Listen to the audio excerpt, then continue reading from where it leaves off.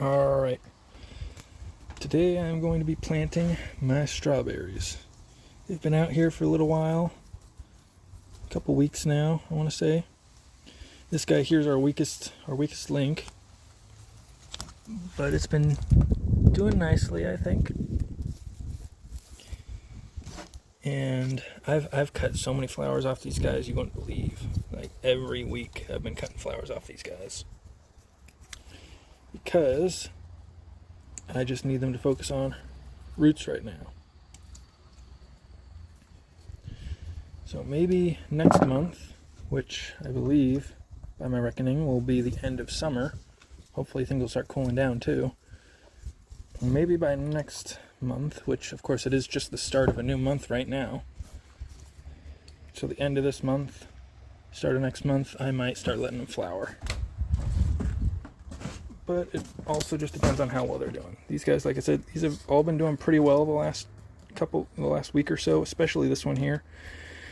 Haven't had any issues with leaves wilting. I've actually had issues with the leaves on this guy wilting, which it's way too old to be in that pot. And then this guy here, but that's because there's like no soil in it. It's mostly just roots down beneath that pot. But I'm going to be putting these guys out, and I'm going to show you where I'm going to be putting them. I've got a bit of prep work that I need to do. So there's going to be a big jump cut here. We're going to be taking them all the way out here, and we're going to be replacing this row right here. This row here is just old, weak. I collected them all from this guy right here, which is why it's so smaller than that one, but those two haven't been doing so hot either.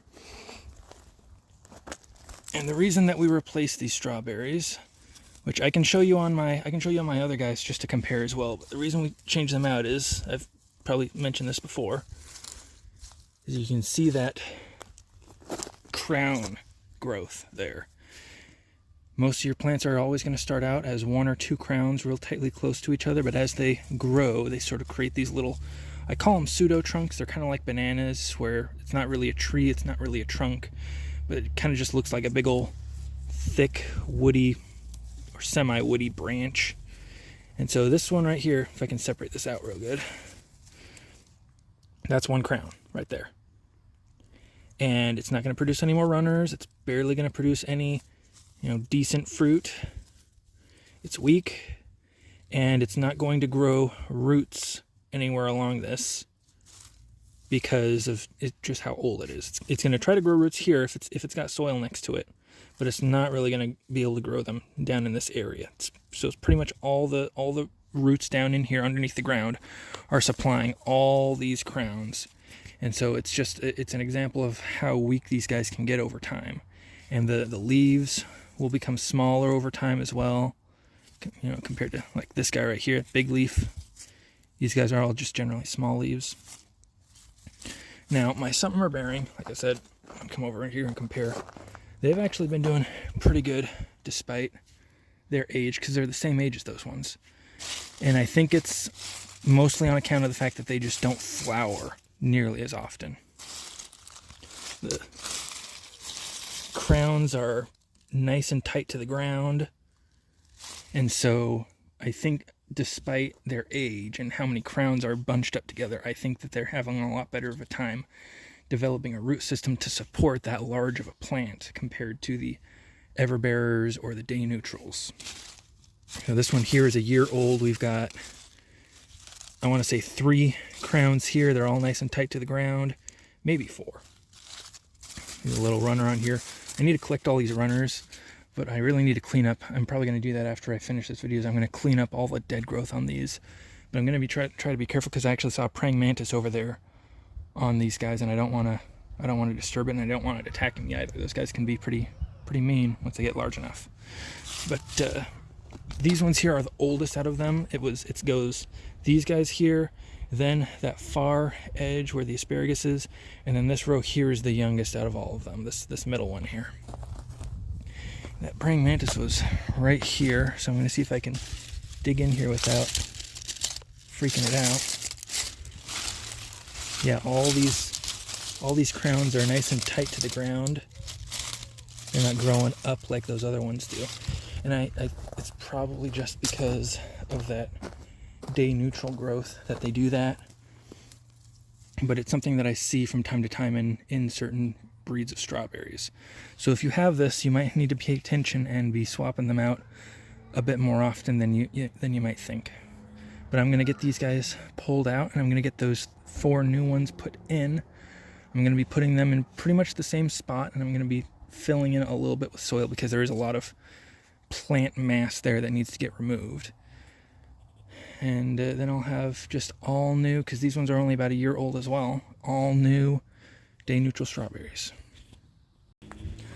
All right, I got that row dug out there, and there is a little bit of a mass loss there, but it's also been kind of fluffed up a little bit since I've been digging, obviously. I'm trying to be careful not to damage my asparagus here.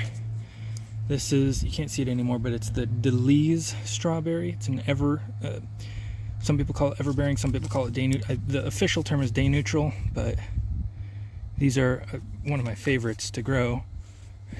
And I want to show you just again, so that's the root system there, and it was a lot longer. You can kind of see that it was cut from my shovel, but you can see actually all this growth up here didn't have any roots on them. Like barely any. Some of these are actually just leaf stems, but there's very little root growth on it. That's a weed. Compared to the overhead. And you can actually see a bit of a gap right here, because if you go in, it's just all dead in the middle. It does, if you guys have ever seen, there's certain trees that when you cut down the stem, the roots will just send up a dozen other stems. And an example of one is the Pacific yew, which over time as the tree ages and the heartwood becomes infected because of damage and other things, and it rots away, it'll send out new shoots from the ground, and it will create a sort of a small guild of trees. Certain trees that grow off of the same root network, like poplars and birch, will do that same thing. And that's kind of what happens as the strawberry kind of declines in health. It's something you really want to avoid, because there's so many of these plants here, and they just do not have that healthy root network. So I pulled all these guys out. You can see this guy here, same thing. A lot of plants, a lot of individual crowns. There's a couple strawberries on here worth taking, but a very small, weak root system. And what I'm going to do is I'm going to clean this up. I'm going to loosen up the soil. It was already pretty loose to begin with, but I want to break it up because there's actually a lot of dry stuff in here. Like I said, that soil's, in my last video with the potatoes, the soil's really compacted down, and or the wood chips have really compacted down, and it's kind of, I think, made the soil a bit more susceptible to getting dried out. So I pulled back a lot of the wood chips. There's a lot obviously getting mixed in here, unfortunately. That's kind of a unintended side consequence of just having the wood chips out there. There's going to be a little bit of mixture, and I'm going to spruce up this a little bit with some of my compost when I put those new strawberries in. And then I'm definitely going to be adding a bit more fresh wood chips on top of this, just to kind of thicken it up a little bit. But here you go, and I'll show you guys the finished product here in just a minute. So while I was digging here, just show you guys this real quick. Just while I was digging, I found this guy here in the ground. I have no idea what truffles are supposed to look like, but I just thought I'd show you that. I don't know if it's a puffball or something else. Real earthy in the middle. It's probably a puffball, but just thought I'd show you guys. There's all my compost mixed up into it. It's kind of this real light, fluffy, soft stuff here. You see, there's a good chunk of it right there. It's mostly wood chips by volume. It's pine pellets, but it's been broken down for a good long time, mixed with a lot of chicken manure, and just kind of left out to do its thing in the garden. It's what I start all my seeds with, but that's what I use. You guys can use, whatever works best for you. Just mixed it in, gave it a good little toss up in here, and I'll go get those plants and put them in here. So when you're planting these guys, it depends on how you got them. Will determine how you want to plant these. If you got them bare root, then I recommend you do what James Prigioni does on his channel, which is you build up a mound of soil. And you sit the crown on top of it, and you fan the roots out so that they're not all bunched up. But if you're starting new plants in pots like this, like I've told you guys before, these are crown divisions, they need a lot more babying. But if you're growing them in pots like this, what I like to do is I like to dig a hole, put the pot in the hole, and then kind of compact the soil around just a little bit. And I don't know how compact this is because of how dry it is, but yeah, it kind of caved in a little bit there. But the idea is that it'll kind of hold the shape a little bit, and obviously this didn't work,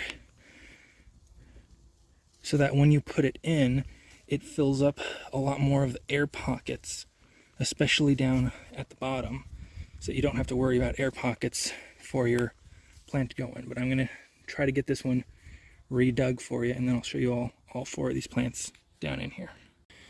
All right, and there they are. So I came back through and I wood chipped them nice and thick. I gave them a real good soaking, and I'm going to do just one more here. Oh, there's a worm.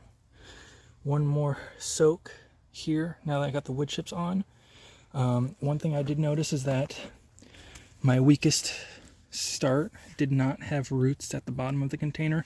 All these guys here had nice healthy root systems. They probably could have gone out a couple weeks ago, but this one here I probably should have waited on. The weather is going to be a bit cooler this week. It's not going to hit the 90s as far as I can tell, so I am a bit more confident that they'll do just fine, especially if I keep on making sure they're nice and watered in for this first couple weeks. I think they'll do just fine.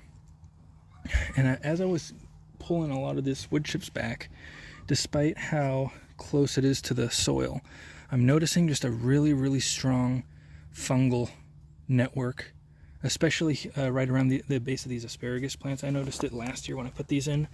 It's just the wood is just so punky. There's so much white mycose running through them. There's just a really healthy root fungal / root relationship going on here. I think it's why these strawberries have done so well. I'm pretty sure when I first put those in those pots, I actually did use mycose on them. So I think since the beginning, those have had a really good fungal network relationship going on. You can see it in this one right here. Really good. And it feels so light and fluffy. It's still pretty thick. There's still a lot left in these wood chips, but they just feel like they're breaking down really well. So I think these guys will do just fine. The only thing I've noticed with this variety is that they don't like as much of the rainfall that we get during the winter here in Oregon. Those ones do just fine because they're a local variety that have been bred to this climate, so they do great. So these ones do have a little bit of dieback that they have over the course of the winter, but other than that, they've done great here. It's just that this row here was just a little too old, so I'm hoping these ones do really well next year, and then these guys will have a little bit of catching up to do, but they should do just fine. So that's my video for you guys here. I hope you guys enjoyed, and if you have any questions about strawberries, feel free to ask, and I'll try to answer to the best of my experience.